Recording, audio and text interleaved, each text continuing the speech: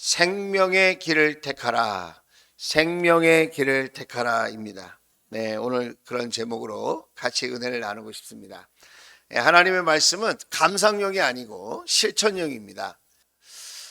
우리가 말씀을 이렇게 적용하고 실천해 보려고 할 때에 그 말씀의 가치, 능력, 그리고 말씀 속에 담겨져 있는 그 비밀을 우리가 알게 되는 것 같아요. 우리는 하나님 말씀을 들을 때 이런 생각도 하게 되는 것 같아요. 이 말씀 참 좋다. 이 말씀대로 한번 해봐야지. 이런 마음도 들기도 하지만 또 동시에 이 말씀대로 어떻게 살아. 그건 특별한 사람이나 이렇게 사는 거고, 이거는 엄청 은혜를 받고 아니면 신앙이 굉장히 깊은 사람이나 이렇게 사는 거지. 우리처럼 일상에서 이런저런 일들로 힘들어하는 그런 보통 사람들은 어떻게 이 말씀대로 살겠어. 이런 생각을 하기도 하는 것 같아요. 저도 믿음이 충만하면 그래, 이 말씀대로 살아야지 당연히, 이런 생각을 하다가도 저도 이렇게 믿음이 연약해지고 근심 걱정이 쌓이면 제 마음속에 어떻게 이 말씀대로 살지? 이 말씀대로 사는 사람이 도대체 누가 있지? 막 이런 스스로 질문을 하게 되어져요. 이스라엘 백성들이 애굽의 노예로 살다가 출애굽하지 않습니까? 그리고 이제 약속하신 땅으로 가는 거죠. 그 축복의 땅이라고 그러죠. 그걸 이제 가나안 땅이라고 그러지 않습니까? 그런데 일주일이면 넉넉히 갈 수 있는 그 땅을 몇 년 걸리죠?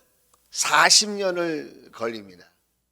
그 40년 동안 광야에서 방황하면서 이제 훈련을 받게 되는 건데, 그 40년 광야 생활을 모세오경에 기록해 놨습니다. 그래서 출애굽기를 보면 광야의 생활을 한 2년 동안의 삶을 기록해 놨어요. 출애굽기. 그래서 출애굽기를 읽으면 출애굽한 이후에 광야에서 2년 동안 생활한 것에 대해서 기록되어 있어요.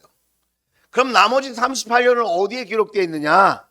지난주에 우리가 함께 읽은 민수기서하고 신명기서에 보면 나머지 38년 동안 광야에서 어떻게 지냈는지를 기록해 놨습니다. 지난주에 우리가 함께 나눴던 민수기 6장 24절부터 27절은 민수기서의 대표적인 핵심 성구이면서 핵심 내용이에요. 그것은 이스라엘 백성들을 출애굽해서 이렇게 자유인이 되게 한 것, 하나님을 마음껏 예배드릴 수 있는 사람이 되게 한 것에는 이유가 있다. 그것은 축복하는 사람이 되기를 바라셔서 그렇게 예배자가 되게 하셨다는 거예요. 자, 어떤 사람으로 살길 원하셔서? 축복하는 사람이 되길 원하신다는 거예요. 예배 드리는 게 목적이 아니고요, 예배를 드리면 우리가 하나님을 닮아서 축복하는 사람이 되는 거예요. 원망하고 불평하고 짜증내고 신경질 내고 고집 부리고 욕심 부리고 그렇게 살기 위해서 예배를 드리는 게 아니고요, 저와 여러분이 예배를 드리면 주님을 닮아서 복을 나누어주는 삶을 살게 하시려고 저와 여러분을 지금 예배자로 부르셨다는 거예요. 할렐루야. 그래서 우리는 축복하는 사람, 복을 빌어주는 사람으로서 살아야 된다는 거예요. 그래서 복을 빌 때 어떻게 빌라고 그랬죠? 지난주에 하나님께서 보호해 주시길 바랍니다. 하나님께서 사랑해 주시길 바랍니다. 조건 없이. 그게 은혜라고 그랬죠? 그리고 하나님께서 평안을 주시기를 원합니다. 아침에 눈 뜨자마자 할 일이 생각나고 가정일로, 직장일로, 사업으로, 이런저런 일로 얼마나 분주합니까? 그래서 우리가 축복해야 될 사명이 있는데 우리가 그걸 잊어버리고 그냥 현실에 급급해서 다람쥐 쳇바퀴 돌듯이 그렇게 우리가 하루하루 살지 않습니까? 그래서 이런 생각을 해요. 하나님 말씀은 어려운 거야. 하나님 말씀은 현실하고 동떨어진 멀리 있는 거야. 이런 생각을 우리도 하지만 출애굽 당시에 이스라엘 백성들도 그런 생각을 했다 이거예요. 그래서 오늘 신명기 30장은 모세의 유언이에요. 모세가 하나님께 부름받기 전에 이스라엘 백성들에게 마지막으로 설교한 내용입니다. 중요할까요? 중요하지 않을까요? 아주 중요합니다. 그런데 그 내용 중에 핵심이 뭐냐? 하나님께로 돌아오라는 거예요. 하나님께로 돌아오라. 하나님께로 돌아오라. 두 번째는 하나님의 말씀을 기억해라. 세 번째는 생명을 선택해라. 그것이 오늘 신명기 30장의 주된 내용인데, 오늘 11절 말씀을 보겠어요. 읽지 않았지만 30장 11절. 자, 같이 한번 읽어보겠습니다. 시작. 오늘 내가 당신들에게 내리는 이 명령은 당신들이 실천하기 어려운 것도 아니고 당신들의 능력이 미치지 못하는 것도 아닙니다. 그랬습니다. 자, 지금 모세가 뭐라고 얘기를 하고 있는 걸까요? 실천하기 어려운 게 아니다. 하나님의 말씀은. 그리고 당신들이 못할, 능력이 없어서 못할 거야. 이렇게 어려운 게 아니라는 거예요. 그런데 그 당시 이스라엘 백성들이 어떻게 생각했냐면 12절 또 같이 읽어볼까요? 12절 시작. 이 명령은 하늘에 위에 있는 것이 아니므로 당신들은 누가 하늘에 올라가서 그 명령을 받아다가 우리가 그것을 듣고 지키도록 말하여 주랴 할 것도 아닙니다. 이 말이 무슨 뜻입니까? 하늘에서 받아서 와야 할 정도로 하나님 말씀이 신비롭고 어려운 거다.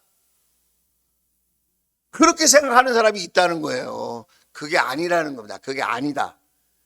이해가 되시면 아멘. 자, 13절 말씀 또 보세요. 같이 읽겠습니다. 시작.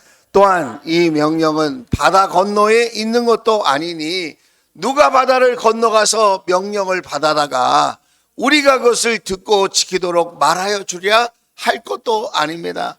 이 말은 또 무슨 말입니까? 바다 건너 멀리 있는 말씀이 아니라는 거예요. 현실과 동떨어진 말씀이야. 이대로는 못 살아. 이거는 현실하고 맞질 않아 도대체. 이렇게 생각하는 사람이 많이 있었다는 거예요.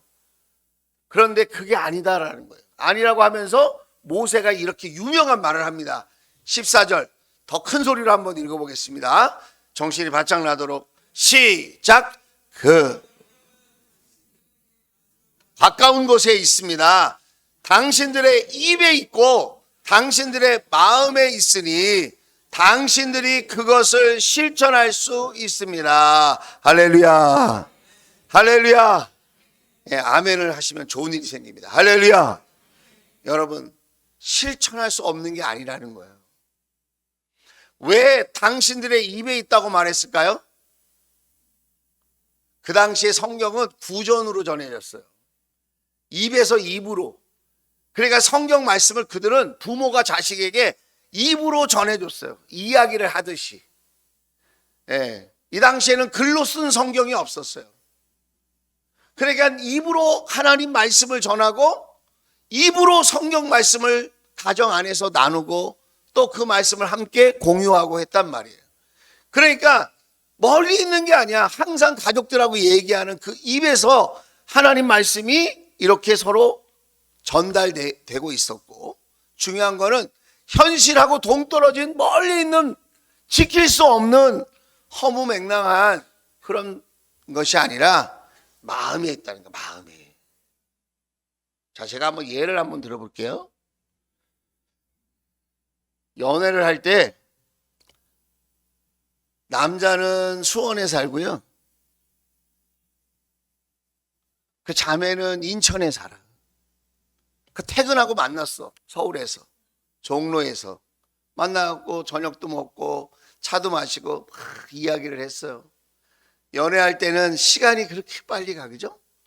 또 사랑하는 사람하고 같이 있으면 그렇게 또 시간이 아까울 수가 없잖아요. 조금이라도 더 있고 싶잖아. 안 해보신 분은 얼굴 표정이 어두워지시는 것 같아요. 자, 그런데 11시가 됐어요. 그런데 그 다음날 또 출근할 생각을 하니까 어떻게 해야 됩니까? 헤어져서 가야 되잖아요. 각자 가야죠. 덜 피곤하게. 그게 합리적이고 이성적인 생각 아닙니까? 그런데 갑자기 남자가 이렇게 얘기합니다. 내가 데려다 줄게. 왜 데려다 줍니까? 갔다가 오면 새벽 1시, 2시가 돼야 돼요. 합리적으로 생각하면 데려다 주지 말아야 되고요.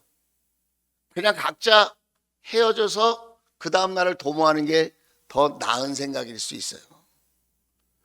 그런데 굳이 데려다 줘요. 그리고 혼자 오면서도 괜히 데려다 줬어 이렇게 생각 안 하고요. 진짜 사랑하는 사람은 돌아오는 그 순간에도 애인을 생각하면서 행복해해요. 자, 지금 이성적으로 생각해야 되는데 뭐가 문제인 겁니까? 마음이 하고 있는 거예요. 지금 마음이. 사랑하는 마음이 그 현실적인 어려움을 이기게 한다 이 말이에요. 자식 사랑하는 것도 마찬가지예요. 자식 한 사람 돌보는 게 얼마나 힘든지 몰라요. 자녀 한 사람 키우는 것이 정말 얼마나 고되고 힘든 일인지 옛날 우리 부모님들은 어떻게 그렇게 5명씩, 6명씩, 10명씩 키웠을까 그런 생각이 들 때가 있단 말이에요. 그런데도 마음이 시키니까 하는 거다 이거예요. 우리는 마음이 있을까요? 없을까요? 마음이 없으니까 핑계를 대고 싶은 거예요. 성경 말씀이 너무 어려워. 이거는 현실하고 맞지 않는 거야. 이게 이성적으로는 불가능해. 이렇게 더운데 목장에 왜 모이는 거야 도대체. 이렇게 힘든 걸 누가 만들었어? 왜 이렇게까지 신앙생활 해야 돼? 지금 이성이 작동하는 것이지만 저거 읽어보겠습니다. 앞에 자 마음이 없으면 시작.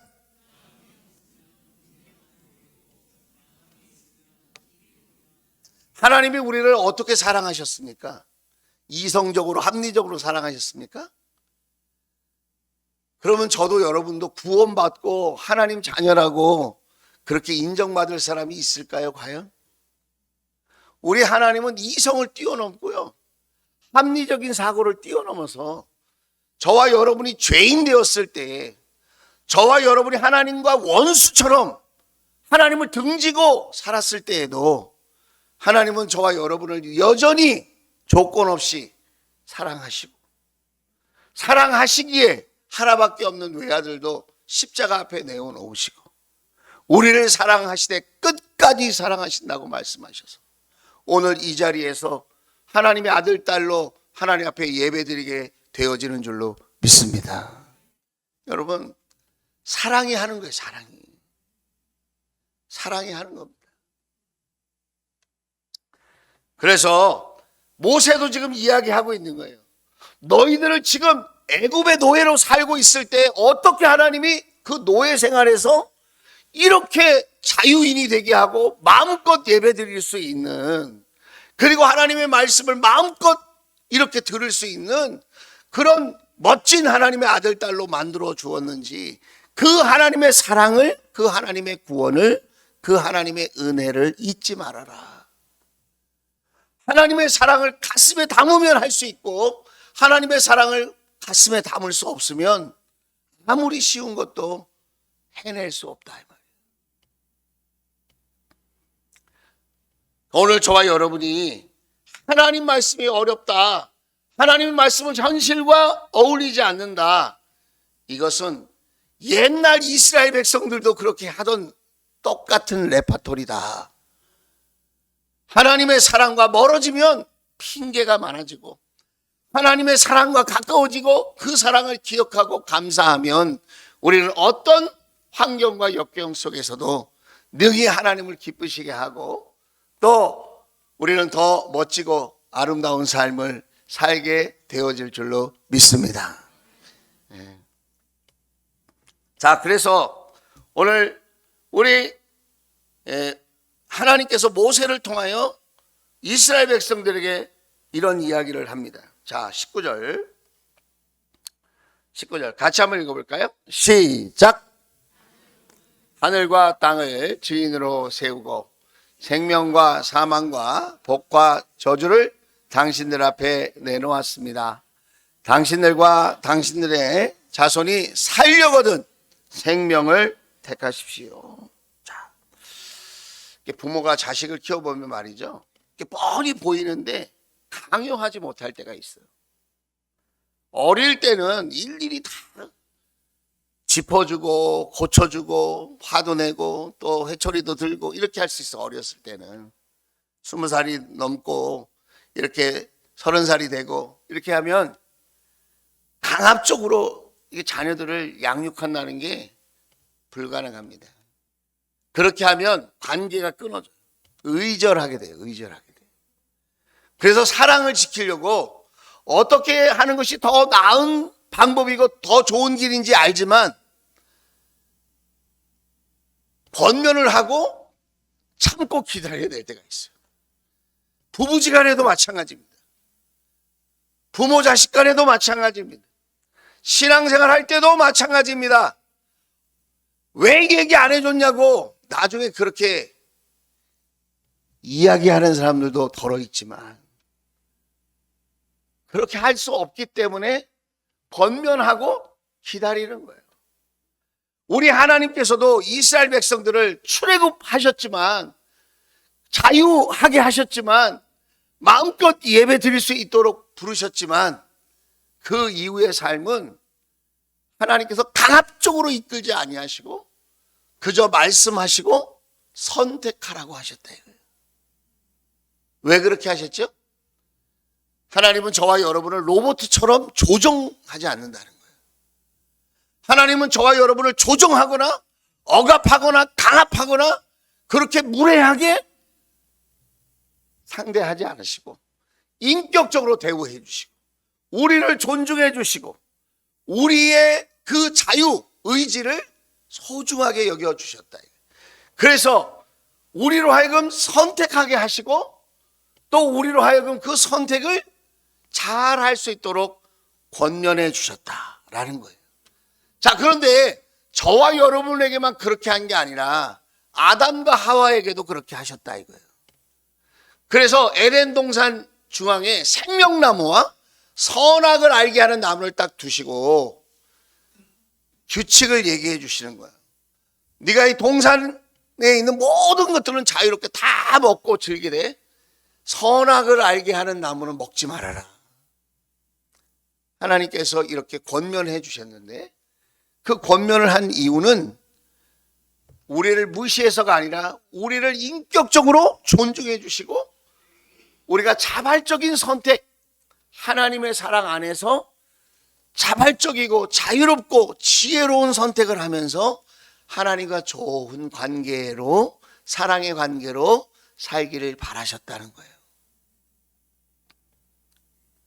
그런데 이렇게 아담과 하와에게만 말씀하신 게 아니라 하나님은 아브라함에게도 그렇게 선택할 수 있는 기회를 주셨고 또 이삭에게도 그렇게 선택할 수 있는 기회를 주셨고 야곱에게도 그렇게 선택할 수 있는 기회를 주셨고 모세에게도 선택할 수 있는 기회를 주셨고 오늘 저와 여러분에게도 선택할 수 있는 기회를 주셨다. 할렐루야. 근데 우리 가운데 이런 분이 있어요. 자, 잘 들어보세요. 아니 그렇게 나쁜 거라면 막아주셔야지 하나님이. 그렇게 위험한 거라면 아예 선택을 못하게 하면 될 거 아니야. 왜 하나님께서 선택하게 하시고 왜 하나님께서 그렇게 나쁜 선택할 때 우리를 안 막아주셔서 이렇게 고생하게 만드는 거야. 자, 지난주 말씀을 기억하세요. 축복은 누가 합니까? 사람이 합니다. 사람이. 복은 누가 주십니까? 하나님이 주십니다. 축복은 사람이 하는 거예요. 선택은 누가 합니까? 사람이 하는 겁니다. 선택은 누가 한다고요? 사람이 하는 거예요. 그 선택에 따른 복은 누가 주시는 거예요? 하나님이 주시는 거예요. 내가 아무리 사랑하는 자식이라도 대신 선택해 줄 수는 없어요. 아주 갓난쟁이라면 혹시 모르겠죠. 대신 선택해 주고 대신 좋은 길로 갈 수 있도록 인도하겠죠. 그러나 그 자녀들이 성장해서 인격적으로 어느 정도 수준이 되면 대신 선택해주면 안 되는 거예요. 그건 사랑이 아닌 거예요. 스스로 선택할 수 있도록 권면해주고 기다려주고 축복해주고. 할렐루야. 그게 부모가 할 일이에요. 대신 살아주는 부모가 있습니까? 대신 살아주는 부모는 여러분, 그건 자녀를 복되게 하는 게 아니라 망치는 겁니다. 신앙생활도 마찬가지. 여러분, 신앙생활도 대신 선택해주고 대신 살 수 없어요. 사랑하지 않아서 그런 게 아니라 사랑하기 때문에 권면하고 기다리는 거예요. 그 대신 무엇이 옳고 그른지를 말해주고 좋은 선택하기를 기다리는 거죠. 여러분, 우리는 매일 선택하고 삽니다. 작은 선택부터 중요한 선택까지 우리는 매일 선택을 하는데, 작은 선택은 아침에 몇 시에 일어날까? 무엇을 먹을까? 무슨 옷을 입을까? 화장은 어떻게 할까? 오늘 누구를 만날까? 이런 선택이에요. 조금 더 우리가 중요한 선택은 어느 대학을 갈까? 어느 전공을 선택할까? 누구를 만나서 결혼할까? 어느 직장에 다닐까? 어떤 직종을 가질까? 등등. 더 중요한 선택이 뭐예요? 오늘 주신 말씀이에요. 오늘 19절 말씀을 다시 볼게요. 나는 오늘 하늘과 땅을 증인으로 세우고 생명과 사망, 복과 저주를 당신들 앞에 내놓았습니다. 우리는 이런 생각을 해요. 오늘 교회 갈까 말까? 오늘 예배 드릴까 안 드릴까? 여러분, 그것이 신앙생활이라고 생각해요. 아니에요, 여러분. 신앙생활은 사느냐 죽느냐예요. 복이냐 저주냐, 그걸 선택하는 것이 신앙생활입니다. 여러분, 놀랍게도 나의 그 선택이 모여서 내 인생이 되는 거예요.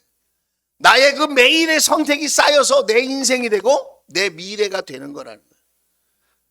안타깝지만 저와 여러분이 과거에 선택한 그 선택들이 오늘 나의 삶이 된 거예요. 누가 나를 이렇게 살게 했습니까? 나의 선택이. 누가 나를 이렇게 살게 합니까? 나의 선택이 나를 이렇게 살게 하는 거예요. 마찬가지로 오늘 내가 하는 선택이 내일의 나를 만드는 거다 이거예요. 이해가 되시면 아멘. 옆 사람을 축복합시다. 좋은 선택합시다. 시작.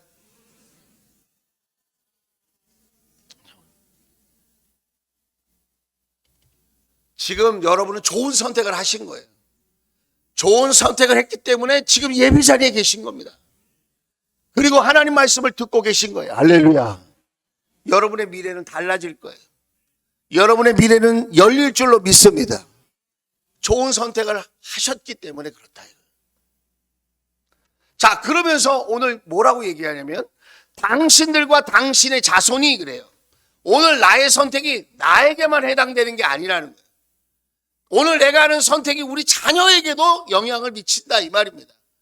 나의 오늘 선택이 당신의 자손, 당신의 후손, 당신의 아들, 딸, 당신의 손자, 손녀, 당신의 가문의 중요한 선택이 되는 거다 이 말이에요. 오늘 나를 신으로 삼아 나를 선택할 것인가? 아니면 천지를 창조하신 하나님을 선택할 것인가? 나는 세상의 욕심을 선택할 것인가? 아니면 하나님의 말씀을 선택할 것인가? 나는 믿음을 선택할 것인가? 나는 타협을 선택할 것인가? 나는 사람의 인정을 선택할 것인가? 하나님의 칭찬을 선택할 것인가? 여러분, 선택은 놀라운 은혜입니다. 오늘 저와 여러분에게 선택할 수 있는 기회를 주셨다는 것은 그만큼 하나님께서 저와 여러분을 1대1의 관계로 저와 여러분을 인격적으로 그렇게 여겨주신다는 말씀인 줄로 믿습니다. 자, 그러면 우리가 다 생명을 선택하고 싶죠. 어떻게 선택하는 것이 그러면 생명을 선택하는 것이냐? 20절에 그 비결이 나와 있어요. 자, 20절 같이 세 절만, 세 문장만 큰 소리 읽어보겠습니다. 주 당신들의 시작.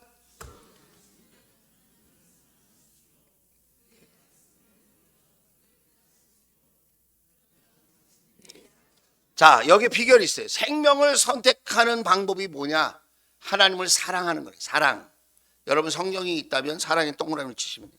사랑. 사랑은 단순한 감정이 아닙니다. 여기서 말하는 사랑은 삶의 중심이 사랑이기를 바란다는 거예요. 부부지간에도 여러분 여러 가지 의견 차가 있을 수 있죠. 그렇죠? 남자가 여자가 어떻게 같겠습니까? 그러나 하나는 같아야 돼. 그게 뭐죠? 사랑하는 마음. 그건 같아야 돼. 방식은 달라도 마음은 같아야 돼. 사랑하는 마음은 같아야 돼. 사랑. 우리가 다 체질과 기질과 성품이 환경이 다 다르지만 하나님을 사랑하는 그 마음만 같으면 여러분 우리는 하나님의 아들 딸로 여러분 한 마음이 될 줄로 믿습니다. 하나님을 사랑하면 여러분 우상들이 떠나가요. 하나님을 사랑하는 마음을 가지면 세상의 우상이 작아집니다. 그런데 하나님을 사랑하는 마음이 작아지면 세상의 우상이 내 삶의 주인 노릇을 합니다. 여러분 내가 나를 사랑하는 것도 중요하죠. 그죠? 그런데 하나님 사랑 안에서 나를 사랑하는 거예요. 자식도 사랑해야죠. 하나님 사랑 안에서 자식도 사랑하는 거예요. 여러분 물질도 필요하죠. 하나님 사랑 안에서 물질도 구하는 거예요. 하나님을 버리고 물질을 쫓아가는 것, 그것은 우상을 숭배하는 거예요. 만몬을 섬기는 거예요. 건강도 중요하죠. 하나님을 사랑하는 마음 안에서 건강도 돌보는 거예요. 건강이 우상이 되면 안 된다 이 말이에요. 근데 우리는 늘 하나님의 사랑을 잊고 그 무언가를 하나님 자리에 놓으려고 하는 그런 충동을 받을 때가 많다는 거예요. 어떻게 하면 우리는 생명을 선택할 수 있는가? 하나님 먼저 사랑하는 마음, 그것을 잊지 않게 되기를 주의 이름으로 축복합니다. 두 번째는 뭐냐면 말씀을 순종하는 거예요. 말씀을 순종하는 거. 그래서 때때로 우리가 하나님 말씀을 따르면 손해보는 것처럼 느껴질 때가 있어요. 나만 이렇게 순종해야 돼? 이런 비교의식이 들어오기도 합니다. 그런데 여러분 순종이 살 길이에요. 성경을 쭉 보세요. 아브라함이 된 비결이 뭡니까? 하나님 말씀을 따라간 거예요. 하나님 말씀을 순종한 거예요. 이삭이 된 이유가 뭐예요? 하나님 말씀에 순종하는 겁니다. 야곱도 끝까지 하나님의 약속을 붙들고 순종한 거예요. 그래서 야곱이 이스라엘이 되는 거죠. 여러분 우리 삶에도 크고 작은 유혹과 환난과 도전이 있습니다. 옛날 어른들이 이런 말 하잖아요. 아프면서 크는 거야. 아이들 이렇게 키워보면 옛날 우리 부모님들이 그러잖아요. 아파가지고 열이 오르고 그러면 우리가 막 안타까워하고 그러잖아요. 그러면 부모님들이 할머니 할아버지가 뭐라 그러죠? 애들은 다 아프면서 크는 거야. 괜찮아 그런단 말이에요. 우리도 때때로 말씀 앞에 실패할 때가 있어요. 우리도 말씀 앞에 마음 아파할 때가 있어요. 그렇지만 그 아픔을 통해서 우리가 하나님 말씀이 얼마나 소중한가를 알게 되고 말씀의 능력도 체험하게 되고 말씀에 순종하는 것이 살 길이구나. 그것을 알게 되어지는 줄로 믿습니다. 그래서 생명을 선택하는 게 첫 번째 하나님을 사랑하는 것이고 두 번째가 하나님 말씀에 순종하는 것이고 세 번째가 뭐냐면 하나님만 따르는 거예요. 하나님만 따른다는 말이 뭐냐면 하나님을 의지한다는 거예요. 의지한다. 하나님께 매달려야 사는 거거든요. 오늘 저와 여러분의 심정이 정말 하나님께 이게 매달리는 심정이었으면 좋겠어요. 세상 것이 너무 좋아서 세상 것이 너무 즐거워서 하나님께 매달리지 못한다면 그 세상 좋은 것들이 오히려 나에게 장애물이 되는 거예요. 반대로 고난과 환난이 있는데 그 고난과 환난이 너무 힘든 거죠. 고통스러운 거죠. 그러나 그 고난과 환난이 하나님을 매달리게 하는 거라면 그 고난과 환난은 나에게 축복의 지름길이 되어질 줄로 믿습니다. 오늘도 하나님께 매달리는 사람을 하나님은 찾고 있는 거예요. 오늘 여러분이 얼마나 귀한 시간 이렇게 하나님께 드리시는 겁니까? 하나님께 매달릴 수 있게 되기를 주의 이름으로 축복합니다. 감정에 매달리지 말고 사람 인정의 체면에 매달리지 말고 하나님께 매달릴 수 있는 저와 여러분 될 수 있기를 주의 이름으로 축복합니다. 하나님 우리 가정을 불쌍히 여겨주십시오. 하나님 우리 자녀를 불쌍히 여겨주십시오. 하나님을 내가 의지할 수밖에 없습니다. 하나님이 도와주셔야 합니다. 하나님만 의지합니다. 하나님께 매달리는 것이 비참한 것이 아니라 그것이 축복인 줄로 믿습니다. 매달리면 생명을 선택하는 거예요. 하나님께 매달릴 줄 아는 사람이 사는 거예요. 지금도 저의 인생을 뒤돌아보면 죄송합니다. 저보다도 연장자 되시는 분이 많으신데 저도 저의 인생을 뒤돌아보면 정말 너무나도 고단하고 외롭고 힘들고 그럴 때 정말 하나님께만 매달릴 수밖에 없는, 누구에게 차마 너무 창피하고 부끄러워서 도와달라고 말할 수 없는 그런 처지에 하나님께 매달렸을 때 그때가 그 순간에는 너무 비참하고 괴로웠는데 지금 돌아와 보니 그때 그렇게 하나님께 매달릴 수 있었을 때가 그때가 은혜였구나. 그때가 축복이었구나. 그것이 하나님께서 나를 사랑하는 방법이었구나. 그걸 깨닫게 되는 거죠. 그래서 제가 생명을 선택할 수 있는 그런 기회를 얻지 않았겠나, 그런 생각을 해봅니다. 여러분, 환경이 어렵다고, 상황이 나쁘다고 여러분 슬퍼할 일이 아닙니다. 내가 매달리지 못하는 것이, 그것이 슬픈 일이에요. 하나님을 전적으로 의지하지 못하는 것이, 그것이 가슴 아픈 일입니다.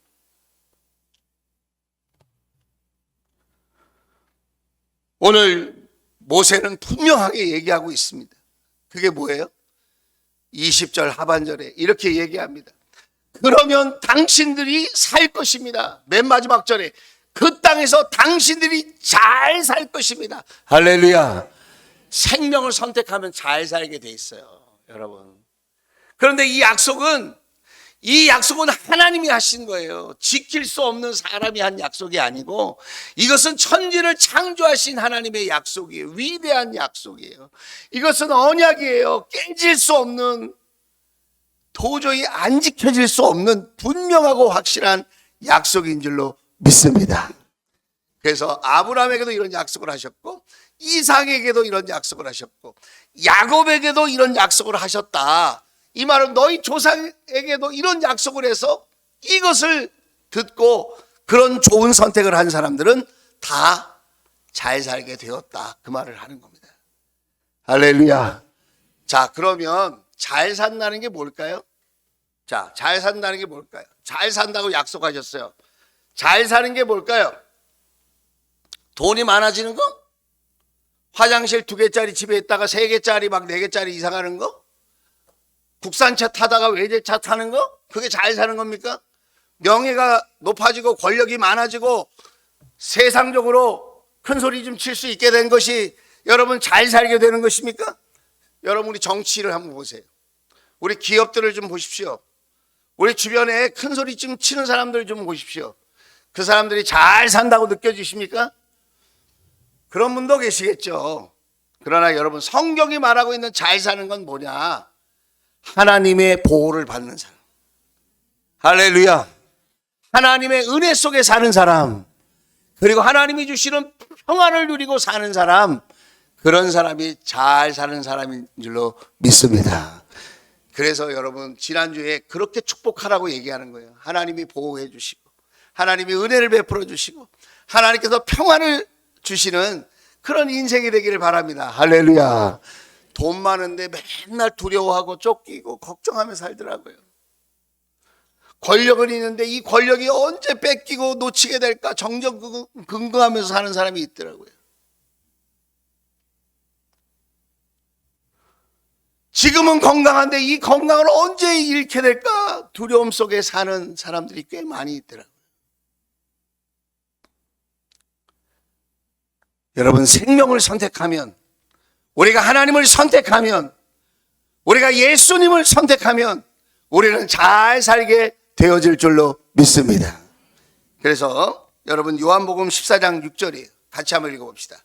자, 같이 큰 소리 읽겠습니다. 시작. 예수께서 그에게 말씀하셨다. 나는 길이요 진리요 생명이다. 나를 거치지 않고서는 아무도 아버지께로 갈 사람이 없다. 아무도 천국에 그 하나님 아버지께로 갈 사람이 없다. 예수님을 통과해야 된다. 그러면 우리는 생명을 선택해야 돼요. 누구를 선택하라는 거예요? 내가 길이라고, 내가 진리라고, 내가 생명이라고 말씀하신 예수님을 선택해야 될 줄로 믿습니다. 지금까지 실패했어도 괜찮아요. 지금까지 어려운 일이 많이 있었어도 괜찮아요. 지금까지 원하는 대로 길이 안 풀렸어도 괜찮아요. 지금까지 괴로움이 많고 답답함이 많고 짜증이 많았어도 괜찮아요. 지금 이 순간부터 저와 여러분이 생명을 선택하면 새 길이 열릴 줄로 믿습니다. 하나님이 생명과 죽음을 우리 앞에, 그리고 복과 저주를 우리 앞에 놓으신 이유는 우리를 나쁘게 하려고 그런 것이 아니라 우리에게 좋은 선택을 할 수 있는 기회를 주시려고 그런 거예요. 우리 앞에 좋은 울타리를 딱 놓으시고, 이 울타리 안에서 지내야 돼, 얘들아. 울타리 밖으로 가면 저주다. 울타리 밖으로 넘어가면 죽음이다. 그렇게 살지 말고 이 울타리 안에서 살자. 그게 말씀이라는 거예요. 그게 에덴 동산인 줄로 믿습니다. 그게 하나님의 사랑인 줄로 믿습니다. 그 안에서 살면 여러분 우리는 잘 살게 돼 있어요. 나는 능력이 없어요. 나는 지혜가 부족해요. 나는 지금 돈이 없어요. 나는 도와줄 사람이 없습니다. 괜찮아요. 생명을 선택할 수 있는 여러분 믿음만 있으면 될 줄로 여러분 믿으시기를 주의 이름으로 축원을 드립니다. 하나님이 바꿀 수 있어요. 하나님이 바꿔주실 수 있는 줄로 믿습니다. 지금서부터 여러분 이제 9월달이 돼요. 오늘 지나면 9월이잖아요. 9월달이 돼요. 2025년도 바야흐로 이제 후반전에 들어가는 거예요. 열매 맺어야 할 계절이에요. 여러분이 무엇을 준비하고 어떤 삶을 꿈꾸고 계시든지 하나님을 선택하고 예수님을 선택하고 생명을 선택하는 그런 놀라운 은혜가 있기를 주의 이름으로 축원을 드립니다. 자, 생각해 봅시다. 오늘 내가 선택해야 하는 생명의 길이 무엇입니까? 자, 이 자리를 떠나기 전에 한 가지만 생각해 보십시오. 일주일 동안 한 가지만 선택해 보는 거예요. 한 가지만. 저도 한 가지, 여러분도 한 가지. 내가 한 가지 하나님 편에서 하나님과 더 가까워지는 선택을 해야 한다면, 하나님을 기쁘시게 하는 선택을 해야 한다면 나는 어떤 것부터 선택해야 될까? 그게 가정적인 것이든 직장과 사업에 해당하는 것이든 인간관계에 해당하는 것이든 그것이 영적인 것이든 육적인 것이든 여러분이 생명의 길을 선택하시면 여러분에게 하나님의 놀라운 복이 새롭게 펼쳐지게 되어질 줄로 믿습니다.